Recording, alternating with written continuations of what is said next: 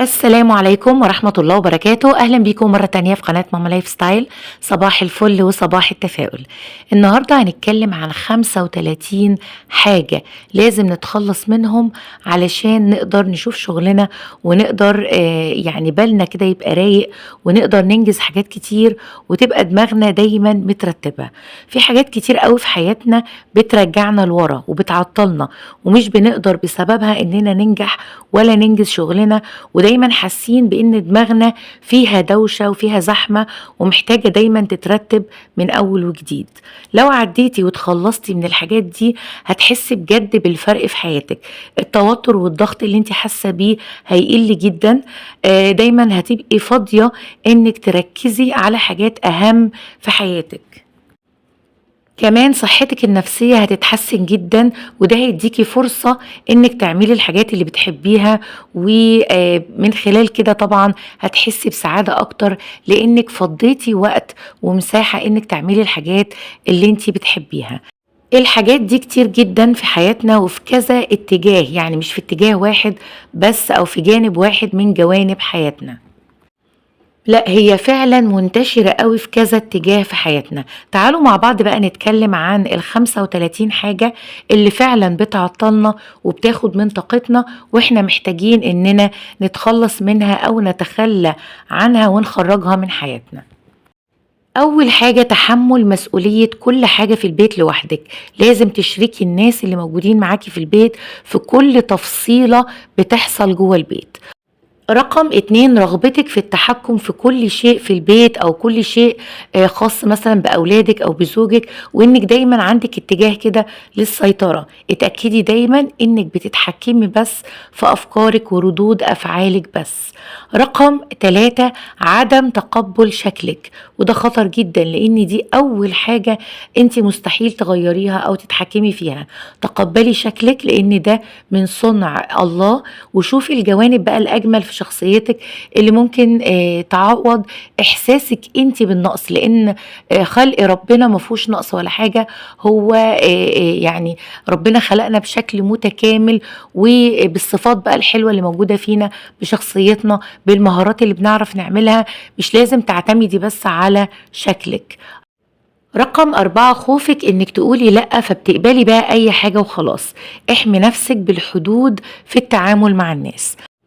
رقم 5 الشخصيات السلبية والسامة اللي موجودة في حياتِك لازم تتخلّصي منها، أو على الأقل تفصليها عن حياتِك وتفصلي تأثيرها عن كل جوانب حياتِك على قد ما تقدري، خصوصًا الناس اللي أنتِ مضطرة تتعاملي معاهم، بس حاولي تفصلي تأثيرهم عن حياتِك.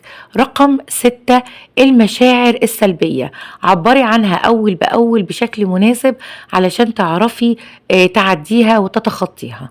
رقم 7 كلمة الناس هتقول إيه. دايمًا الكلمة دي بتقدر تتحكّم في حياتنا بشكل كبير جدًا، وإنِّك دايمًا عاملة حساب للناس في حياتِك ومخلّياهم يتحكّموا في دراستِك مثلًا، في شغلِك، في تربيتِك لأولادِك. احتكمي بس للقِيَم بتاعتِك الدينية والأخلاقِك في التعامل مع أي تفصيلة في حياتِك، وابعدي تأثير الناس عنِّك. رقم 8 التوقعات العالية أوي للنجاح أو التوقعات العالية عن ناس معيّنة، ده بيحسّسِك على فكرة بالإحباط على طول. فدايمًا يعني قلّلي سقف توقعاتِك من الناس أو من النجاح في جانب معيّن من جوانب حياتِك.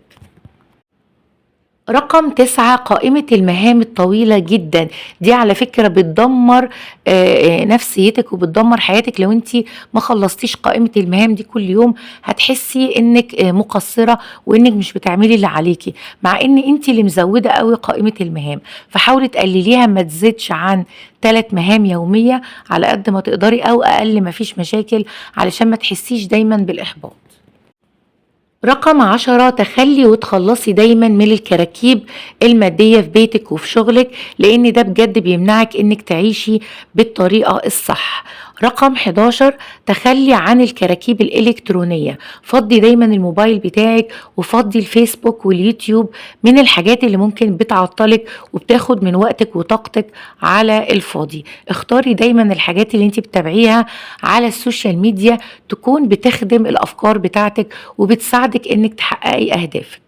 رقم 12 فضي دماغك من الأفكار أول بأول على الورق، ما تسيبيش دماغك كده مكركبة وفيها أفكار كتير ممكن تكون قابلة للتنفيذ وكويسة قوي إنك تنفذيها في حياتك، بس أنت دايما شايلاها في دماغك ومش بتطبقيها على الورق. دايما اكتبيها الأول وشوفي اللي ينفع يتحقق على أرض الواقع ونفذيه فورا، وشيلي بقى أي أفكار تانية ما تنفعش إنها تتطبق في حياتك. رقم 13 اتخلي عن الكلام عن مواقف عدت وخلاص ومش هنقدر نغير فيها حاجة. رقم 14 اتخلي عن إحساسك الدائم بالذنب من أي حاجة بتعمليها لنفسك. رقم 15 اتخلي عن نقدك الدائم لنفسك وحاولي تطبطبي على نفسك وتدعميها دايما.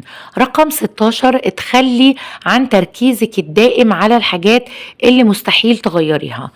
رقم 17 الكلام السلبي عن نفسك والكلام السلبي عن الناس حاولي تتخلصي منهم أول بأول وبدليهم دايما بكلام إيجابي عن نفسك وعن الناس.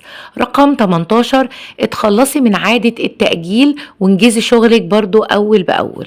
رقم 19 الإحساس بالكره لشخص ما، الإحساس ده على فكرة انت أول واحدة بتتأثري بيه وانت أول واحدة ممكن تتدمري من خلاله. حاولي تسامحي وتعدي علشان نفسك مش عشان الشخص التاني.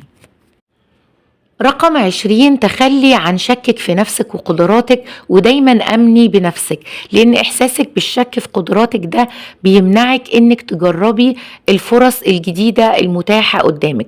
فحاولي دايما تجربي ودايما أمني بنفسك قوي وشجعي نفسك إنك تجربي حاجات جديدة. رقم 21 تخلي عن عادات سيئة بترجعك لورا، زي مثلا إنك بتصحي متأخر أو غيرها من العادات اللي فعلا بتعطلك ومش بتساعدك على الإنجاز. رقم 22 تخلي عن مقارنة نفسك بحد تاني، قارن نفسك بس بنفسك. هل انت اتطورتي من نفسك ولا لأ؟ لسه محتاجة تشتغلي على نفسك أكتر ولا يعني محتاجة تتجهي مثلا لاتجاه تاني تشتغلي فيه أكتر وهكذا. يعني حاولي دايما تفضلي بين الأمور اللي قدامك وتحاولي تقارني نفسك بنفسك بس. رقم 23 اتخلي عن انك تشتري حاجة بالقسط او بالقروض، لان بجد ده بيأثر على حياتك بشكل سلبي يعني بدرجة كبيرة قوي. رقم 24 تخلصي من عادة انك تشتري حاجات لمجرد انها عجباكي بس وانت فعلا مش محتاجاها. رقم 25 تخلي عن عدم اهتمامك بنفسك، اهتمي بنفسك وحطي نفسك دايما أولوية، واهتمي بصحتك واهتمي انك كل يوم تعملي حاجة بتحبيها. رقم 26 تخلي عن منطقة الراحة بتاعتك، اعملي حاجات مختلفة عن اللي انت اتعودت عليه، هتقدري بجد تغيري حاجات كتيرة جدا في حياتك للأحسن. رقم 27 تخلصي من إلزام نفسك بحاجات كتير قوي في جدولك الأسبوعي، دايما خففي عن نفسك الالتزامات الكتير علشان تقدري تلتفتي لحاجات أهم في حياتك.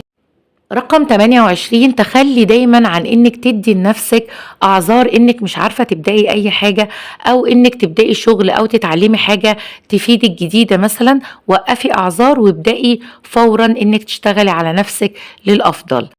رقم 29 تخلي عن انك دايما بتحاولي تبقي 100% في كل جوانب حياتك، حاولي تعملي التوازن المناسب ليكي وتشتغلي على كل جانب بدرجة متساوية، ما تركزيش مثلا على جانب من الجوانب على حساب جانب تاني. رقم 30 تخلي عن العقلية الثابتة اللي مش قابلة أي تغيير ولا عايزة تطور من نفسها، خلي عندك دايما عقلية متطورة بتحاول دايما تحسن من نفسها. رقم 31 تخلي عن الشكوى، بلاش فكرة انك دايما بتشتكي من الظروف وتتكلمي عن الحاجات اللي مستحيل تغيريها، بدل من كده بقى اشتغلي على الحاجات اللي تقدري تغيريها وغيري مستوى حياتك. رقم 32 تخلي عن انك دايما بتهربي من نفسك وتخبي على نفسك ومش بتواجهي نفسك بعيوبك ولا بتحاولي تصلحيها. رقم 33 تخلي عن عدم تقديرك لنفسك ولمجهودك اللي بتعمليه دايما وبتبذليه انك تحققي حاجات كتيرة في حياتك وتحققي نجاحات كتير انت محتاجاها. رقم 34 تخلي عن خداع نفسك وانك تقولي دايما ان كل حاجة تمام وان حياتك مش محتاجة انك تعديلي فيها حاجة او تغيري فيها حاجة. واجهي نفسك بالحاجات اللي عايزة تصلحيها في حياتك علشان تبدأي تشتغلي عليها فورا.